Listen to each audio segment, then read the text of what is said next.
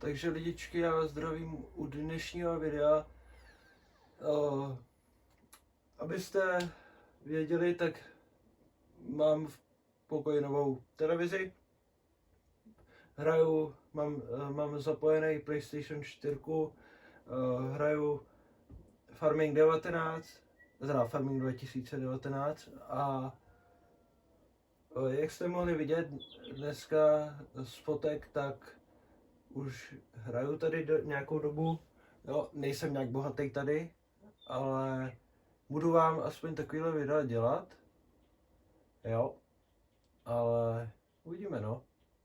Jinak tady mám takovýhle silo mám, jo. A tady je asi, počkat, já si tady tohleto prodám. Nemyslím jako ten traktor, ale tady takovýhle ten vozejk, co mám za tím Fiatem, protože je takový na prd, no, takže takže tak. Jinak máme pole 12, což je tady, jo. Tak a počkat, jo. Já jsem to chtěl prodat, takže počkat, já teď jsem úplně to. Jo, garáž, tady. Ty vole, on se prodá jenom za 14 000, no to nevadí. No a tady jsem teď vydělal, že jo, nějaký prachy. A za ty prachy hned teď postavím silážní jámu za 15 000 euro. Jo.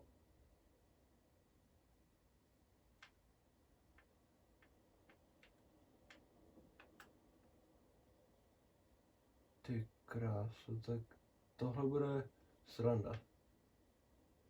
To tady postavit. Já to tady budu muset dát takhle, protože mě to jinak nenechá. No co už můžu dělat? To pak když tak přestavím. No. Jinak tady já hraju normálně hraju Farming na počítači, jo, ale právě já mám vlastně 17 Farming, že 2017 mám a takhle tu 2019 Farming tady na PlayStationu, takže takhle hraju a hlavně i pro mě je to jako lepší a vhodnější a výhodnější takhle natáčet, jo. Tak jenom abyste to věděli, no. A taky nebudu tady nějak speciálně upravovat hrbolky a tohleto, jo. Mně to nějak jako nevadí, jo, protože ono se dá, jako, ne všechno, ale takovýhle kopeček byste normálně vyjeli i sjeli, jo. Když byste chtěli, jo. Úplně v klidu. No. Tady mám nějaký ten pluh, tady mám nějaký ten barák, základní prostě věci, no. Protože já jsem si prostě řekl, že začnu úplně s tou nejhorší vlastně jakoby technikou a vlastně chci se chci vydělat si s tou nejhorší technikou na tu právě nejlepší. Jako třeba koupím si ten druhý lepší kombajn, pak ten další a to už, že jo, víte, no. No a já mám ten horší, nebo jako ten nejhorší, že jo. Samozřejmě mám už nějaký dobrý traktory, jo, protože já jsem začal vlastně hrát hru jako manažer farmy, takže jsem měl 1 000 000 a něco peněz, takže jsem si vlastně koupil, vám řeknu takhle, John Deere, jo, a pak jsem si koupil tady takhle New Hollanda, takže dobrý, jo. No a tady máme tu starou Kraxu, která sotva jezdí.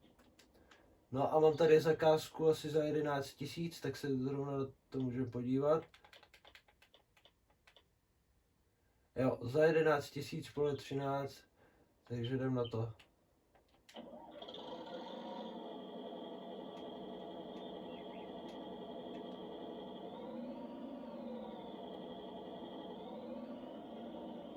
Jinak říkám vám na rovinu, že hrát ten farming takhle na PlayStationu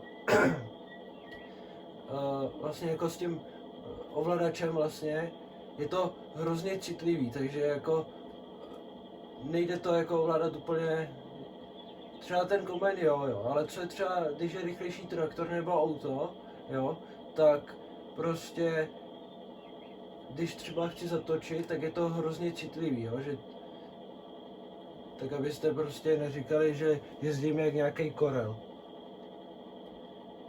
Dobrý, jdem na to.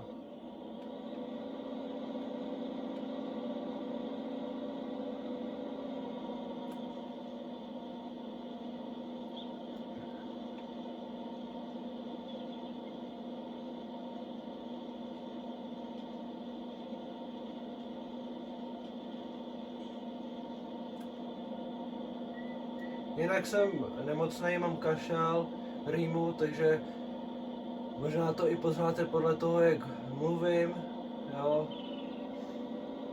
Takže tak no. Jo, tak bych si mohl rozsvítit, že jo.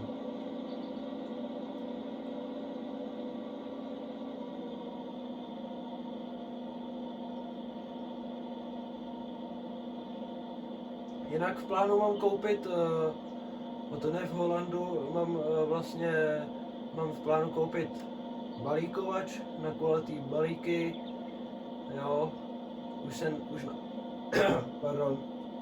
už na tom dělám, právě jsem vzal tu zakázku, abych viděl nějaký ty peníze a takhle no.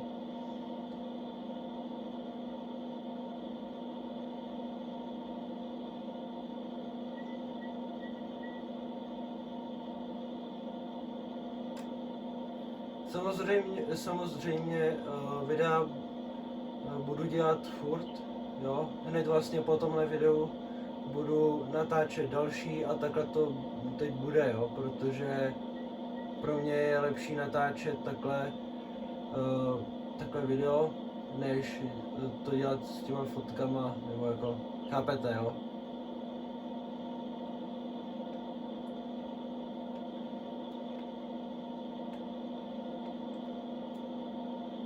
Ne. Jo, takhle.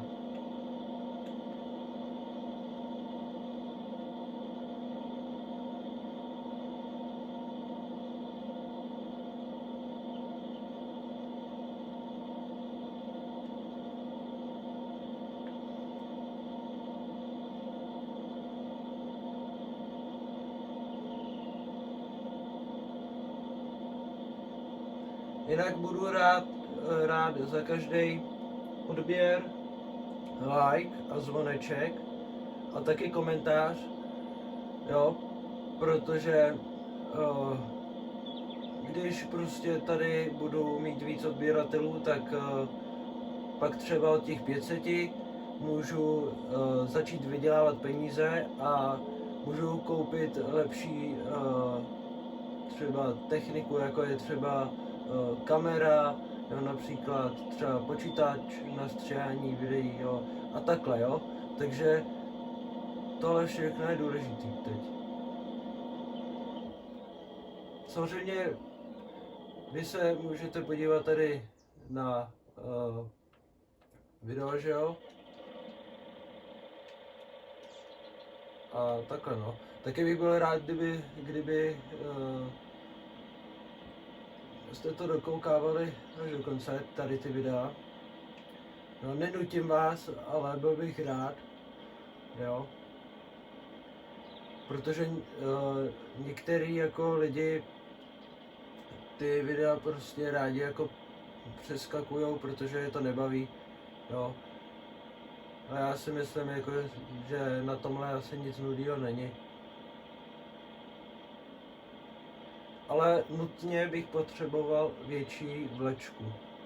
Jo, tady to je spíš jako na nějaký přivážení nějakých jako palet nebo tohleto, nebo na ty menší prostě vzdálenosti, ale pak kdybych měl jako jezdit delší třeba trasu, tak je lepší mít větší vlek, že jo. Místo toho jezdit jako blázen 1000krát s tímhle malým vlekem, že jo.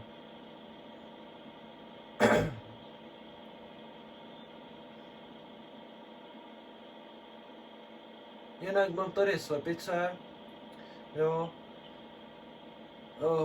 Doufám, že vás jako tohle bude bavit, jo. Tady ty videa. Jo, protože sám nevím, jak to bude, jakou to bude mít sledovanost, jaký to bude mít úspěch, jo, a takovéhle věci, no.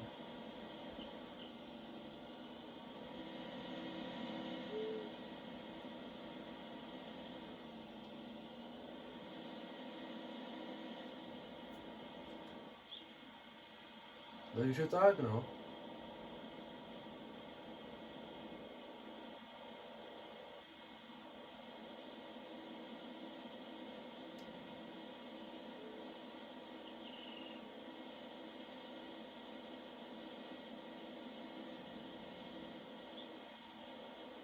Tak já tady to vysypu a myslím, že bychom to mohli ukončit.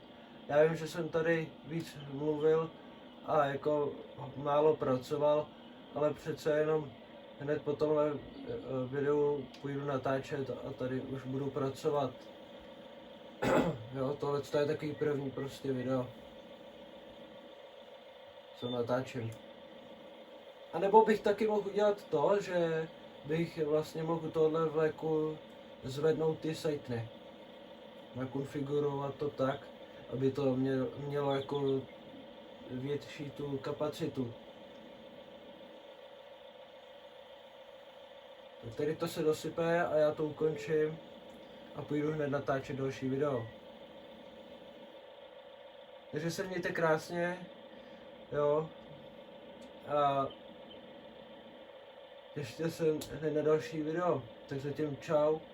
Pokud se vám video líbilo, dejte odběr, like a zvoneček a komentář tam dejte. Čau.